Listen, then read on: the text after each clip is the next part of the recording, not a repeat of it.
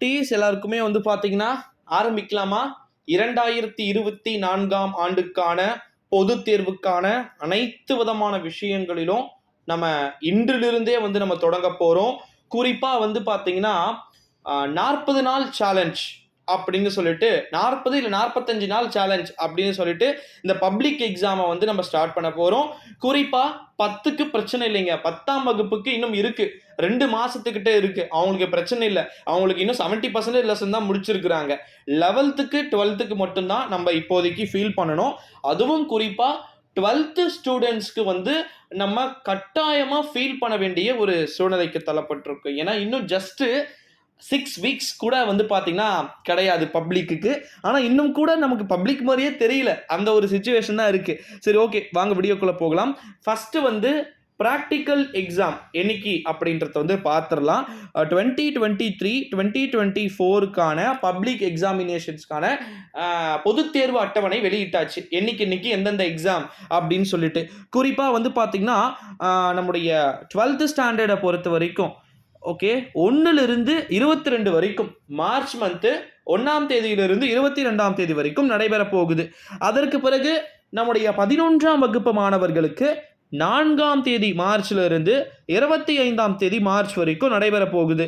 நம்முடைய எஸ்எஸ்எல்சி அதாவது குறிப்பா எஸ்எஸ்எல்சி வந்து நம்முடைய 10th ஸ்டூடெண்ட்ஸ் இருக்கிறாங்கல்ல, ஸோ அவங்களுக்கான எக்ஸாமை பொறுத்த வரைக்கும் நான் ஏன் கவலைப்பட வேணாம்னு சொன்னேன்னா, அவங்களுக்கு 26ஆம் தேதி தான், இன்னும் 60 நாட்களுக்கு மேலே இருக்கு.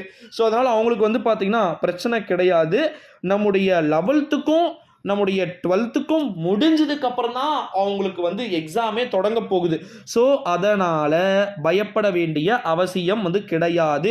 சரி, ஓகே, நம்ம பப்ளிக் ப்ராக்டிக்கலை வந்து பார்த்துடலாம். குறிப்பாக ப்ராக்டிக்கல் எக்ஸாமை பொறுத்த வரைக்கும் 12த்துக்கு வந்து 12ஆம் தேதியிலிருந்து 17ஆம் தேதிக்குள்ள பப்ளிக் ப்ராக்டிக்கல். நல்லா புரிஞ்சுக்கோங்க.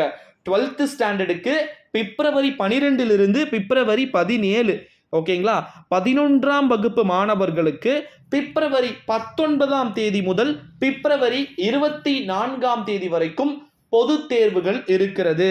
அதற்கு பிறகு 10ஆம் வகுப்பு மாணவர்களுக்கு 23 பிப்ரவரி முதல் 29, இந்த முறை லீப் இயர், ஓகேங்களா? அதனால வந்து 29/2/2024 வரைக்கும் பப்ளிக் பிராக்டிக்கல் இருக்கு. ப்ரோ சும்மா பப்ளிக் பிராக்டிக்கல் உருட்டிக்கிட்டு இருக்காது ப்ரோ, நாங்களே மினி பிட்டை வச்சு தான் நடிக்க போறோம், அது வேற விஷயம் அப்படின்ட்டு.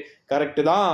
பட் இருந்தாலும் நீங்க பப்ளிக் பிராக்டிக்கல்ல சப்போஸ் எதனா ஒரு சப்ஜெக்ட்ல மார்க் கம்மியா எடுத்துட்டீங்க, இல்லைனா போயிடுச்சு அப்படின்ற ஒரு பட்சத்துல நீங்க வந்து அட்டென்ட் பண்ணாம போயிட்டீங்க அப்படின்னா, நீங்க அந்த சப்ஜெக்ட்ல சென்டமே எடுத்தாலும், இப்ப கெமிஸ்ட்ரிக்கு நீங்க பிராக்டிக்கல் போலன்னு வச்சுக்கோங்க, 12th ஸ்டூடெண்ட்ஸ்க்கு நீங்க 70 to 70 எடுத்தாலும் கூட பப்ளிக் பிராக்டிக்கல்ல மார்க் இல்லை அப்படின்னா நீங்க ஃபெயில் தான்.